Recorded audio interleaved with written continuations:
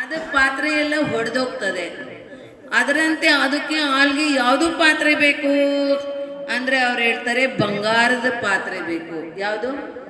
ಬಂಗಾರದ ಪಾತ್ರೆ ಬೇಕು.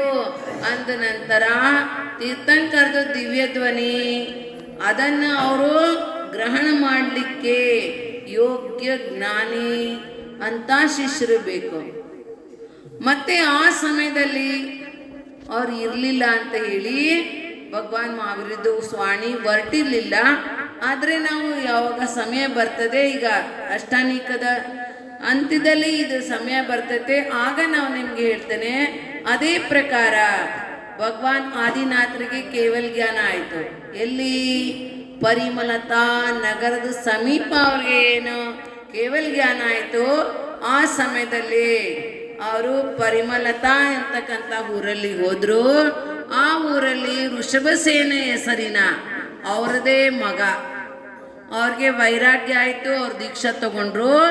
ಅಂದ ನಂತರ ಅವ್ರ ನಿಮಿತ್ತದಿಂದ ಆದಿನಾಥರು ಭಗವಾನ್ದು ವಾಣಿ ಹೊರಡ್ತು. ನಂತರ ಬಹಳಷ್ಟು ಭವ್ಯ ಜೀವಗಳು ಅವರ ದಿವ್ಯ ಧ್ವನಿಯನ್ನು ಕೇಳಿಕೊಂಡು ಧರ್ಮ ಮತ್ತು ದೀಕ್ಷಾ ಆದಿಗಳನ್ನು ಅವರು ಧಾರಣೆ ಮಾಡಿದ್ರು. ಅಂದರೆ ಹೇಳೋದು ತಾತ್ಪರ್ಯ ಏನಿದೆ ಅಂದರೆ, ಭಗವಾನ್ರದ್ದು ದಿವ್ಯಧ್ವನಿ ಹೊರಡಬೇಕಾದ್ರೆ ಗಣಧರದು ಅವಶ್ಯಕತೆ ಇದೆ. ಗಣಧರದು ಅಭಾವದಲ್ಲಿ ಯಾವಾಗಲೂ ಕೂಡ ತೀರ್ಥಂಕರದು ದಿವ್ಯಧ್ವನಿ ಹೊರಡೋದಿಲ್ಲ. ಅಂದ ನಂತರ ನೀವು ವಿಚಾರ ಮಾಡಿ, ಎಲ್ಲಾರ್ಗೆ ಗಣಧರ ಆಗಲಿಕ್ಕೆ ಬರೋದಿಲ್ಲ. ಅವ್ರ ಗಣಧರ ಆದರೂ ಕೂಡ ಅವರಲ್ಲಿ 63 ವೃದ್ಧಿಗಳಿರ್ತವೆ. ಎಷ್ಟು? 60 64 ವೃದ್ಧಿಯ ಹೇಳ್ತಾರಲ್ಲ ನಮ್ಮ ಕಡೆ, ಅದರಂತಾನೆ ಅವ್ರಿಗೆ 63 ವೃದ್ಧಿಯ ಇರ್ತವೆ. ಆದರೆ ಎಲ್ಲದಕ್ಕಿಂತ ಮೊದಲು ಏನಿದೆಯಲ್ಲ ಅದು ವೃದ್ಧಿ ಅವರಲ್ಲಿ ಇರೋದಿಲ್ಲ. ಆ ವೃದ್ಧಿ ಹೆಸರೇನಿದೆ ಅಂದರೆ ಕೇವಲ ಜ್ಞಾನ ವೃದ್ಧಿ ಅಂತ. ಏನಂತ? ಕೇವಲ ಜ್ಞಾನ ವೃದ್ಧಿ ಇದೆಯಲ್ಲ ಅವರಲ್ಲಿ ಇರೋದಿಲ್ಲ. ಉಳಿದಿರ್ತಕ್ಕಂಥ ನಮೋ ಜಿನಾಣಂ ನಮೋ ಓಹಿ ಜಿನಾಣಂ.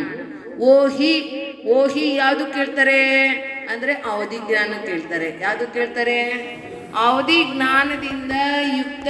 ಯಾಕಂದರೆ ನೋಡ್ರಿ, ಯಾವಾಗ ಇವರು ಜಿನ ಸಂಖ್ಯೆ ಏನಿದೆಯಲ್ಲ ಅಲ್ಲಿ ಯಾವಾಗಲೂ ಅವ್ರಿಗೆ ಅವಧಿ ಜ್ಞಾನ ಇರುವುದಿಲ್ಲ. ಆದರೆ ಪೂರ್ವ ಪ್ರಜ್ಞಾಪನ ನಯದಿಂದ ಅವ್ರಿಗೆ ಮೊದಲು ಯಾವಾಗ ಕೇವಲ ಜ್ಞಾನ ಆಗಿರಲಿಲ್ಲ, ಆ ಟೈಮ್ದಲ್ಲಿ ಅವ್ರಿಗೆ ಅವಧಿ ಜ್ಞಾನ ಇತ್ತು. ಅದ್ರ ಸಲುವಾಗಿ ಅವ್ರಿಗೆ ಓಹಿ ಜಿನಾಣಂ ಏನು ಹೇಳ್ತಾರೆ? ಓಹಿ ಜಿನಾಣಂ. ಅನಂತರ ಅವಧಿ ಜ್ಞಾನ ಮನಪರ್ಯ ಜ್ಞಾನದಿಂದ ಯುಕ್ತ ಇದ್ರು, ಅವ್ರಿಗೆ ಮನಪರ್ಯ ಜಿನ. ಇದೇ ಪ್ರಕಾರ 63 ವೃದ್ಧಿಗಳು ಅವರಲ್ಲಿ ಇರ್ತವೆ. ಆದರೆ 64ನೇದು ವೃದ್ಧಿ ಏನಿದೆಯಲ್ಲ ಅವ್ರಿಗೆ ಕೇವಲ ಜ್ಞಾನ ಯಾವಾಗ ಆಗುತ್ತೆ ಆ ಟೈಮ್ದಲ್ಲಿ ಅವ್ರಿಗೆ 64ನೆಯ ವೃದ್ಧಿ ಆಗ್ತದೆ. ಆ ಸಮಯದಲ್ಲಿ ಅವ್ರದ್ದು ಗಂಧ ಕುಟಿ ಆಗ್ತದೆ. ಏನಾಗ್ತದೆ? ತೀರ್ಥಂಕರದು ಏನು ಸಮೋಸರಣ ಇದೆಯಲ್ಲ ಆ ಸಮೋಸರಣ ಅಲ್ಲಿ ಆಗೋದಿಲ್ಲ. ಆದರೆ ಸಮೋಸರಣ ಕೇವಲ ಜ್ಞಾನ ಆದ ನಂತರ ಈ ಜೀವ ಸಮತಲ ಪೃಥ್ವಿದಿಂದ ಮತ್ತೆ ಎಷ್ಟು ಮೇಲೆ ಹೋಗ್ತಾರೆ? 5000 ಧನುಷ್. ಎಷ್ಟು? 5000 ಧನುಷ್ ಅಂದರೆ 20,000 ಮೊಳ. ಅಷ್ಟು ಮೇಲೆ ಅವ್ರದ್ದು ಸಮೋಸರಣ. ಅವರು ಅಷ್ಟು ಮೇಲೆ ಹೋಗ್ತಾರೆ, ಅಲ್ಲಿ ಅವ್ರದ್ದು ಸಮೋಸರಣ ಆಗ್ತದೆ.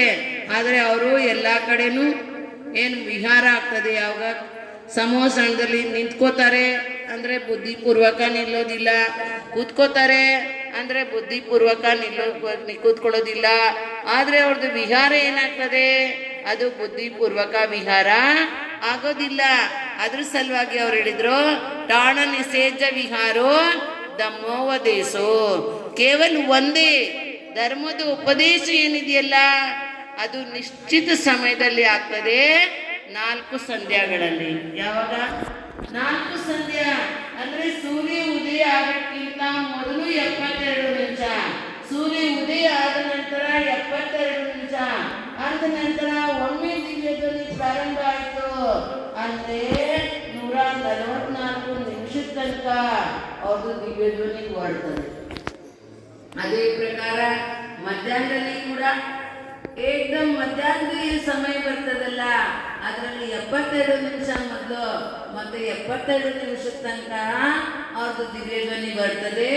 ಸಂಜೆದಲ್ಲಿ ಕೂಡ ಮತ್ತೆ ಮಧ್ಯರಾತ್ರಿದಲ್ಲಿ ಕೂಡ ಅವ್ರದ್ದು ಏನು ದಿವ್ಯ ಧ್ವನಿ ಬರ್ತದೆ.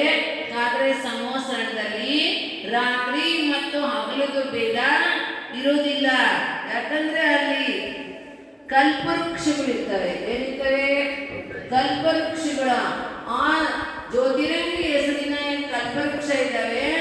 ಮತ್ತೆ ಇನ್ನೊಂದು ಭಗವಾನದು ಹಿಂದೆ ಏನಿರ್ತದೆ? ಬ್ರಹ್ಮಂಡಲ್. ಏನಿರ್ತದೆ? ಆ ಬ್ರಹ್ಮಂಡಲ್. ಬ್ರಹ್ಮಂಡಲದು ಕೂಡ ಅಷ್ಟು ಪ್ರಕಾಶ ಇರ್ತದೆ. ಅನಂತರ ಅಲ್ಲಿ ಹಗಲು ರಾತ್ರಿದು ಭೇದ ಇರೋದಿಲ್ಲ. ಅಂತ ನಂತರ ಅವ್ರದ್ದು ದಿವ್ಯ ಧ್ವನಿ ಹೊರಡ್ತದೆ. ಅದರ ಸಲುವಾಗಿ ಅವ್ರು ಹೇಳಿದ್ರು ಅರಿಹಂತ ಆನಂದ ಕಾಲೇ. ಯಾವ ಕಾಲದಲ್ಲಿ? ಆದ್ರೆ ದಿವ್ಯ ಧ್ವನಿಗೆ ಇನ್ನೊಂದು ಮಾತಿದೆ.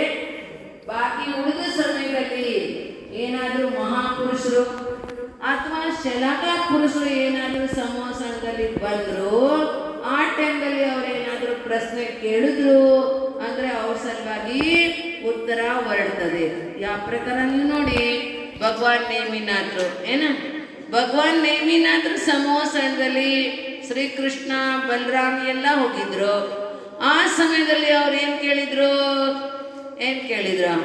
ಅಪ್ಪ, ದೇವತೆಗಳಿಂದ ನಿರ್ಮಿತ ಆಗಿರ್ತಕ್ಕಂಥ ಈ ದ್ವಾರಿಕಾ ನಗರಿ ಯಾವಾಗ ನಷ್ಟ ಆಗ್ತದೆ? ಆ ಸಮಯದಲ್ಲಿ ಭಗವಾನದು ವಾಣಿ ಹೊರಡ್ತು. 12 ವರ್ಷದ ನಂತರ ದೀಪಾಯನ ಮುನಿಗಳ ಕೋಪದಿಂದ ದ್ವಾರಿಕಾ ನಗರಿ ಆ ಸಮಯದಲ್ಲಿ ಅವರು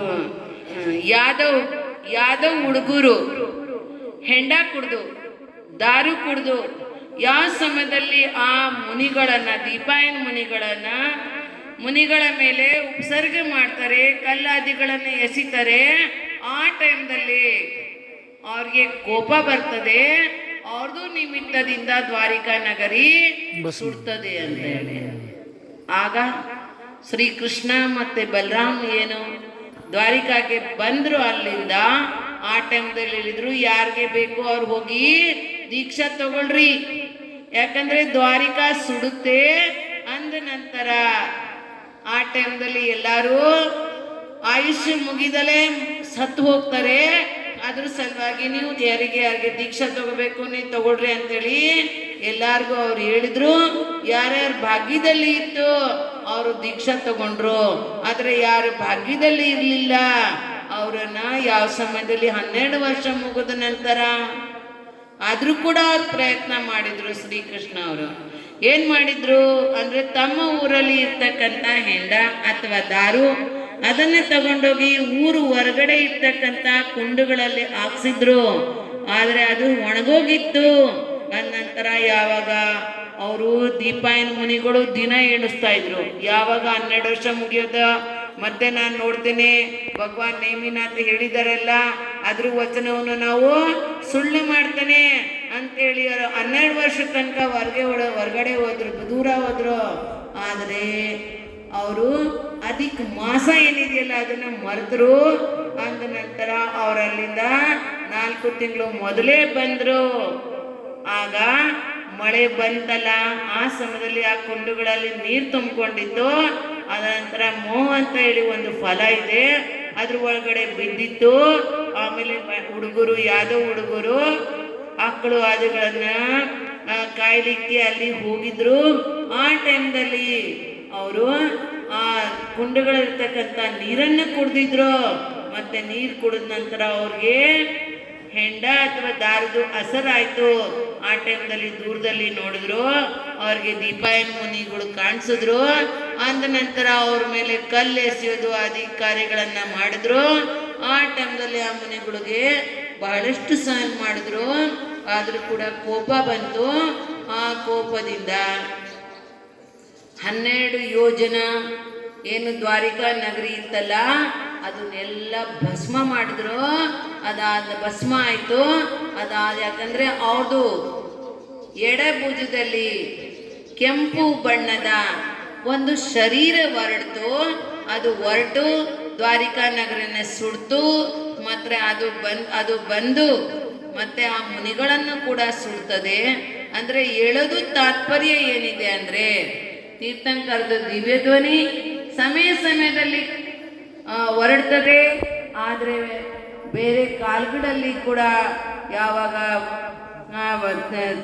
ಯಾವ ಸಮಯದಲ್ಲಿ ಸಲಕಾ ಪುರುಷ ಅಥವಾ ಮಹಾಪುರುಷರ ಸಂವತ್ಸರದಲ್ಲಿ ಏನಾದರೂ ಪ್ರಶ್ನೆ ಕೇಳಿದ್ರು ಅಂದರೆ ಆ ಸಮಯದಲ್ಲಿ ಕೂಡ ದಿವ್ಯ ಧ್ವನಿ ಹೊರಡ್ತದೆ.